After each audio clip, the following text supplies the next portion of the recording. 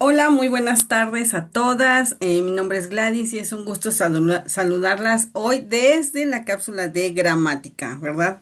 Así que hoy continuaremos con el tema de la conjugación. En la cápsula pasada abordamos la conjugación en su modo indicativo, tanto para los tiempos simples como compuestos. Hoy nos toca ver el modo subjuntivo, que también presenta tiempos simples y compuestos, pero no comparte la misma cantidad de conjugaciones que tiene el indicativo. También veremos el imperativo, que como pueden apreciar en el esquema solo se presenta en presente, en su forma simple. Por último, hablaremos de algunas consideraciones que presentan algunos verbos que pueden estar presentes en una oración gramatical, una frase o idea. El modo subjuntivo indica un hecho como subordinado a otro verbo que expresa deseo, temor, voluntad, suposición, etc. Los tiempos contemplados en el subjuntivo señala una hipótesis, duda o deseo que escapa a toda referencia temporal precisa. Este modo se aplica a los verbos regulares, irregulares y defectivos. El tiempo presente lógicamente expresa significado de presente y en su forma simple. Se emplea cuando se quiere expresar un deseo o propósito. Veamos cómo dice Mateo 6:10. Dice, venga tu reino, hágase tu voluntad como en el cielo, así también en la tierra. Aquí el verbo venga expresa deseo. El otro verbo que aparece es hágase, que además de ser un pronominal es la forma imperativa de subjuntivo que veremos más adelante. El pretérito imperfecto expresa una acción inacabada, que puede ser pasada, presente o futura, generalmente con significado de deseo o duda, y puede emplearse en dos formas. Veamos primero de Samuel 14:26, dice así. Entró pues el pueblo en el bosque, y he aquí que la miel corría, pero no hubo quien hiciera llegar su mano a su boca, porque el pueblo temía. Aquí el verbo hiciera nos presenta esa acción pasada que no fue terminada. Es más, ni siquiera se llegó a ejecutar. También puede usarse hiciese en lugar de hiciera. Futuro imperfecto. Acción no acabada en presente o futuro, presentado como una eventualidad hipotética. En la Biblia conseguiremos este tiempo específicamente donde se mencionen leyes, como en Éxodo 22:5 dice así. Si alguno hiciere pastar en campo o viña y metiere su bestia en campo de otro, de lo mejor de su campo y de lo mejor de su viña, pagará. Las acciones hiciere y metiere refieren a un futuro hipotético que no se ha generado, por lo que no se puede considerar como acabada una acción que no ha sucedido. El pretérito perfecto nos indica una acción que se ejecutó y finalizó en el pasado. Veamos cómo dice Números 31, 17, 18. Matad pues ahora a todos los varones de entre los niños. Matad también a toda mujer que haya conocido varón carnalmente, pero a todas las niñas entre las mujeres que no hayan conocido varón, las dejaréis con vida. El texto presenta una combinación de las formas imperativa, subjuntiva e indicativa, pero las acciones que refieren a este caso son haya conocido y no haya conocido, que nos indica que para cumplir la orden en el caso de las mujeres debe haber sucedido la acción de conocer varón. Para las niñas se emplea la misma acción y forma verbal, solo que se da en forma negativa. Pretérito pluscuamperfecto. Indica una acción pasada y acabada respecto de otra acción también pasada. Veamos cómo dice Lucas 19:23.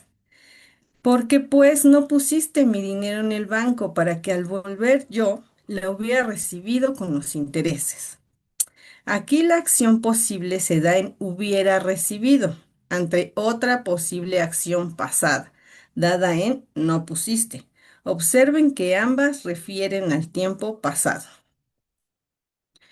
Futuro perfecto, también compuesto donde se expresa un hecho futuro que se presenta como acabado ante otro hecho futuro.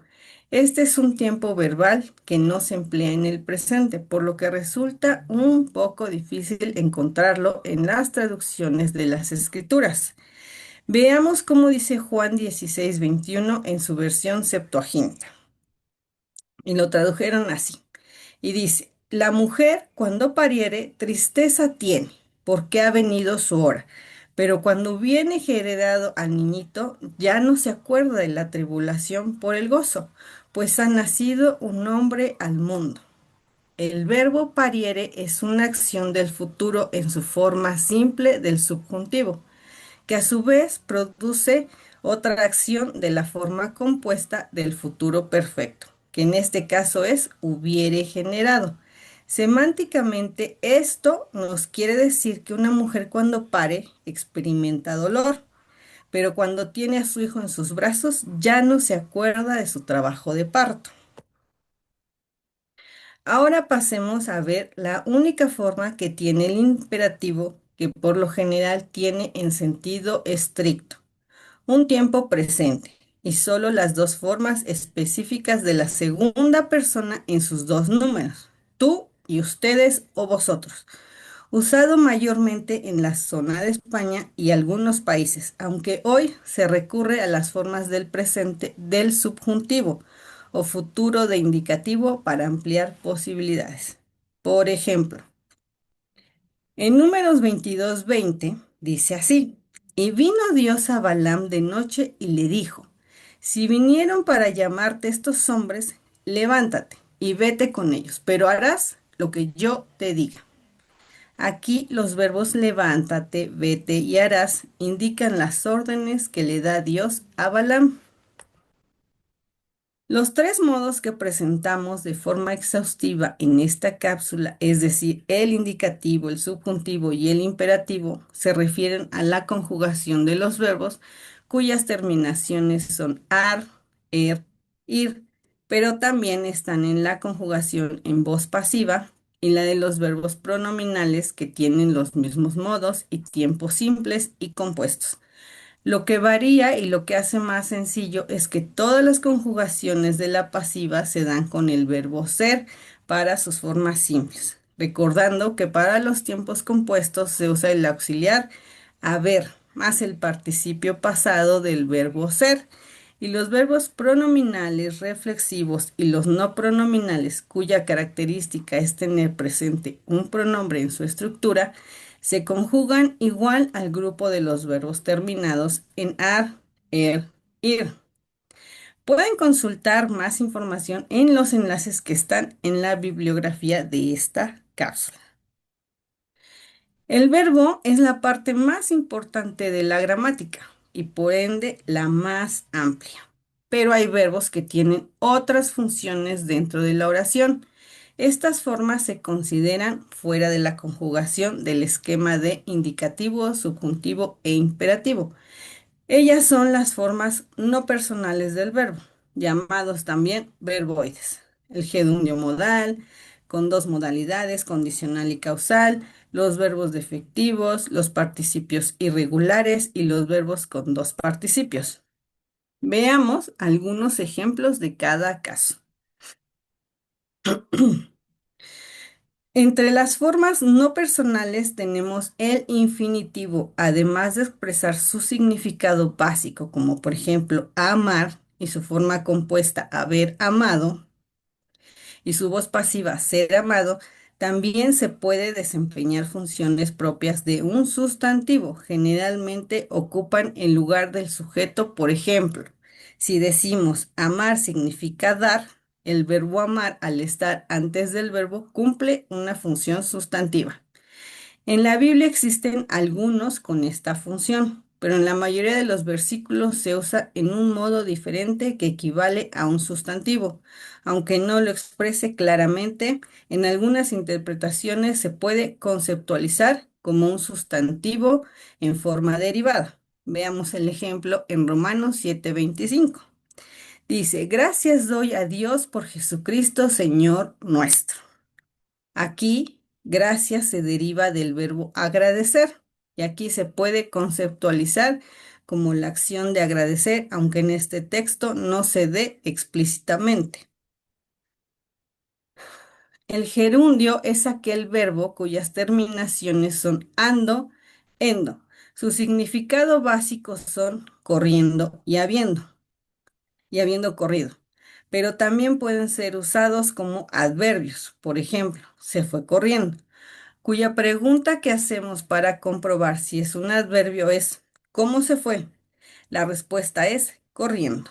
En las escrituras existen pocos verbos con esta función, debido a que la gramática española ya hace distinción entre verbos y adverbios. Sin embargo, hay versiones que la traducen usando esta función, como lo presenta la versión La Palabra de Dios para Todos. Veamos el ejemplo en Juan 22a. Dice así. Entonces se fue corriendo a ver a Simón Pedro y al seguidor a quien Jesús quería mucho. El gerundio corriendo aquí cumple con función de adverbio. El participio es aquel que se usa con las formas compuestas, entre ellas la que se forma con el auxiliar haber. Ejemplo, he abierto las ventanas, también como núcleo del predicado en oraciones subordinadas. Ejemplo, abierto el libro, la joven lo comenzó a leer, pero también cumple función adjetiva, formando parte del predicado.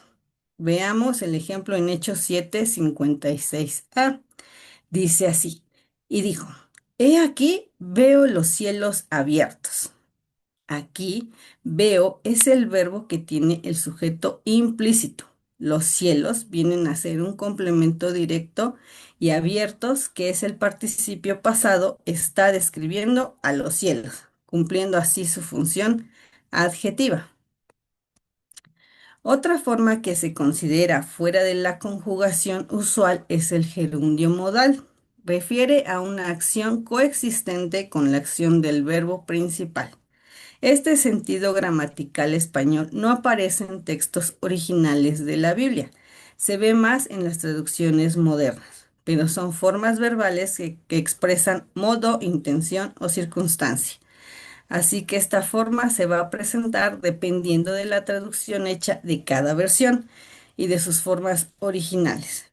Veamos un ejemplo en la versión BTX4 de Génesis 24:16. Dice, y la muchacha era muy hermosa, virgen, a la que ningún varón había conocido. Y descendiendo a la fuente, llenó su cántaro y subió. Se observa este texto tiene una parte descriptiva, que es la parte que dice era muy hermosa, virgen, a la que ningún varón había conocido. Digno de estudio sintáctico y semántico, pero hay verbos dentro de esta descripción, y ese es otro tema. Le sigue una conjunción que nos introduce al gerundio, que es descendiendo, que cumple con su función modal. Con esto se comprueba que para un análisis preciso sería recomendable consultar el texto original en hebreo o en griego para analizar dichas estructuras verbales.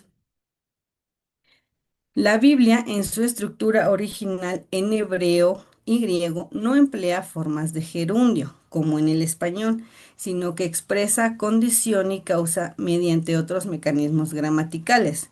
Algunas traducciones en español pueden usar formas de gerundio para reflejar acciones en curso o causas, pero no hay un gerundio condicional o un gerundio causal específicamente reconocido como categoría gramatical en los textos bíblicos. Veamos el ejemplo de condición en Romanos 10:9. Si confesares con tu boca que Jesús es el Señor y creyeres en tu corazón que Dios le levantó de los muertos, serás salvo. Aquí podríamos sustituir la palabra confesares por confesando y creyere por creyendo. Estaría cumpliendo con esta forma de gerundio condicional. Aquí comienza con este sí, que no lleva acento y se le conoce como un sí condicional que cumple con una función similar. Veamos el ejemplo de causa en Juan 3:16. Dice, porque de tal manera amó Dios al mundo que ha dado a su Hijo unigénito, para que todo aquel que en él cree no se pierda, mas tenga vida eterna. Juan 3:16 expresa causa en la acción de Dios. Su amor es lo que motiva el envío del Hijo. Aquí podríamos modificar el verbo indicativo compuesto ha dado por dando y no cambia su sentido o su semántica. Para finalizar, la conjugación de los verbos gramaticalmente es muy extensa y amerita nuestra atención cuando de entender textos se trata, oraciones, frases o ideas. Aquí algunas informaciones importantes. ¿Sabías que existen 13 clases de verbos irregulares? Que hay algunos verbos que por sus peculiaridades no pueden reducirse a ninguna de estas clases. Que también hay verbos que carecen de algunas formas. También que existen verbos que tienen dos participios, uno irregular y otro regular, en la que para los tiempos compuestos se utiliza la forma regular, quedando la forma irregular como función adjetiva. Si quieres profundizar en estos y otros aspectos sobre la conjugación de los verbos, puedes consultar en el último enlace de la bibliografía. Esta es la bibliografía empleada para esta cápsula. Si desean, pueden tomar una captura de pantalla o ver la grabación en la lista de reproducción de YouTube cuando ésta se publique para que puedan profundizar sobre el tema de la conjugación. Y mis amadas hermanas, hoy terminamos con la parte de la morfosintaxis y para nuestra siguiente cápsula iniciaremos con la sintaxis, con todo lo concerniente a la oración. Así que muchas gracias y la paz sea con todas ustedes. Ha sido un gusto servirlas hoy desde la cápsula de gramática. Todo por mi parte.